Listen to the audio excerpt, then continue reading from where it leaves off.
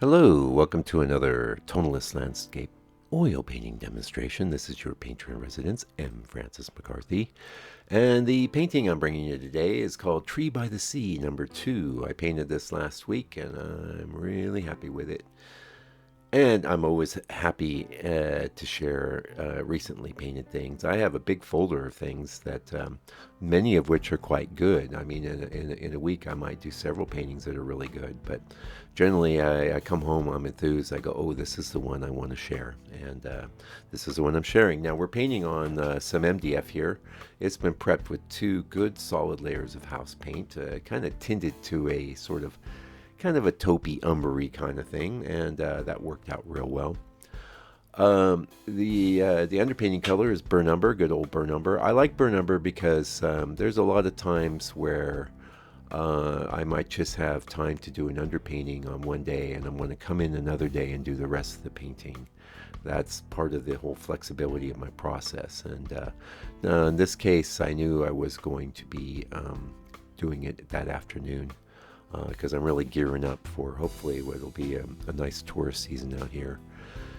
And but I want to have that flexibility. So back in the day, I mean, you can see plenty of paintings in the channel where my underpainting color is black. Now that's really cool in a sense because it's a time saver. You already have all your darks in place. But the problem with that is that the black, especially the ivory black, can have a very slow drying time. And lately I've actually been using a bit of Mars black. And I'll tell you why. The surface of the house painted MDF is fairly slick. So when I come and I like to put my darks in quite thin, so what'll happen is I'll get a little bit of streaking in those dark areas with the ivory black, which is a very transparent color. Now the Mars black doesn't have that issue. It's very opaque.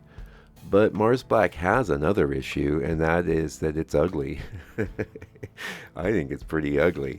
So when I'm using Mars, now you might not notice, it's just dark, but it's not dark, it's not very pretty. And one of my things is I try to make every part of my painting as pretty and nice as I can. When I'm laying down colors, in fact, you really notice this in the members area where I've laid down the color. I go, well, that's, just okay. Let's see what we can do to make this a little nicer.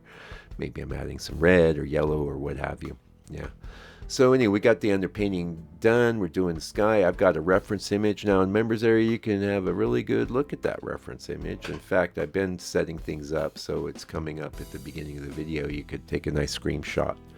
And if you're into it, you could even make your own sort of version. In fact, if you were very not very, in fact, if you just worked a little bit, the members area, you could pretty much use it as a whole complete painting education. Yeah. Why? Well, because painting is really one of the most amazing ways that you could spend your time. And it used to be that people made good living doing it. I guess some maybe still do, but think about it in the era before the photos and all of the reproduction of images and things. You needed painters to try and reproduce any kind of semblance of reality. So that was a decent profession to have, and I'm, not lamenting about it. It doesn't pay terribly well, but the skill set, it takes you many, many, many, many years to develop the sort of skill set where you can consistently do good paintings. It's just a fact. I wish, in fact, we'll talk about that in a second because we got a ad for the book coming up. We'll just give you the preamble on the book. The book is containing 10 years of my journey of trying to figure out how to paint in a tonalist way. I had some good books when I was coming up, and I'm always talking about, like, I love that book by Bob Rome. You should get it. It's called The Painterly Approach, and get that book. But it's Impressionism, though. And laying down paint on the surface is laying down paint on the surface, so you can still get a lot from the impressionist books, but tonalism is a different modality, it's a different mindset, and I had to teach myself how to do that. And that book is now there for people that want a permanent sort of resource that they can have on their bench as they're painting. Anyway, enough of that. And of course, the members area is there for you too for more in depth, right? Like this is in the members area, it's about 2.5 hours long. What I think is cool there is like I am talking, I'm not teaching every second, but we're in the trenches together, so to speak. And I think that's incredibly valuable.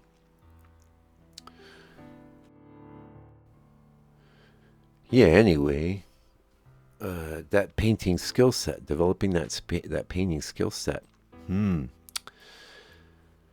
Yeah, no, it doesn't pay terribly well, but intellectually, it's incredibly satisfying. Emotionally too, because you're creating something that is bringing a certain amount of beauty and a certain vibe into the world. It's pointing us in the right direction. Um, I have been painting seriously, professionally, the whole time I've lived in New Zealand. That's going to be like 15 years next year. And we'll be hitting 10 years on the channel. That'll be anniversary year. Or no, not anniversary, sorry. 10-year anniversary. Yeah. Really, of the channel. That's when we started the 100 days. Yeah. But for me, I'm loving painting right now because, okay, you've got this reference, and it's even the simplest reference has a lot of complexity in it. You have to abstract things and work them out in paint. And that's a process that's based on ideas that you have about maybe how you'll approach it, a framework or a progression of an approach, which is, you can get from me easily. We do an underpainting, we paint the sky, we go in with the darks as we are now, and then we bring all the elements in the landscape to meet the sky, from dark to light. That's a great approach, and just having an approach makes your life easy because you have an approach. It doesn't mean that you're going to make a great painting, though. Although it increases the odds. That's the thing. If you have good systems in place, your odds of getting a good painting they really go up. But there's a lot of things that with painting that you really only learn by trying and failing. And this is my second go with this audio because I realized that the video program was pointed to a different microphone that I'm not using. It's not even plugged in. But some things are, everyone sort of says, oh, trees are kind of hard to paint. Yes, they are. But, the thing with trees is you get a good shape and get an interesting trunk and a nice variation of lights and darks, and you've got something to work with. And I think it's we look at trees and we think, I'd like to paint that, but there's other things in landscape that are a bit more difficult. I'd say rocks. So when you're painting rocks, you've got two ways you can go. Really break everything down and delineate things, or start abstracting things and trying to move a little faster. And the issue is there, if your abstraction and your patterns aren't quite working out that great, then you're going to fail.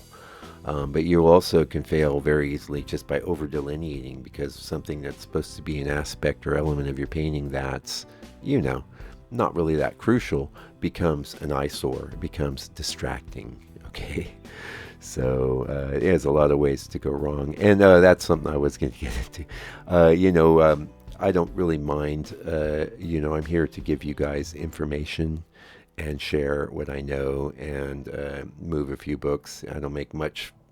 That's okay, because I love painting and I love sharing information, and it's just a big great thing about the modern world that we can do this. And so that's where really when I'm coming from. But sometimes in the past I've looked into ways to grow your channel and things like that, and You know, the real message is that if you really want to grow your channel, what you need to do is make things look really easy and simple for people. And I'm not going to do that. I'm not going to tell you that painting is easy or simple. I can tell you ways to make it easier and simpler, and that's by having a good solid approach, as I've just outlined earlier in this video. You know, underpainting, sky, darks, and then dark to light in the landscape. Also have your reference looking cool, you know. Learn a little bit about how to manipulate and composite things in Photoshop.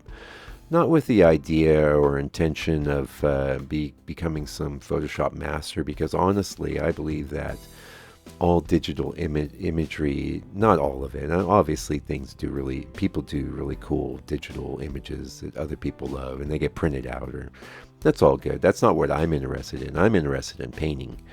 And if you look at, say, on my channel, there's, I think, a live stream. I've done a few. You know, you can see how I manipulate the digital reference, and there's tons of that in the members area.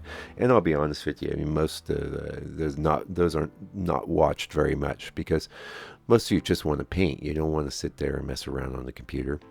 But a little bit of time spent doing that will mean you're going to make better paintings, because you can solve some of your problems there in advance, instead of you know, there's a real tendency to take things from the photo and put them into the painting, even though they shouldn't be there.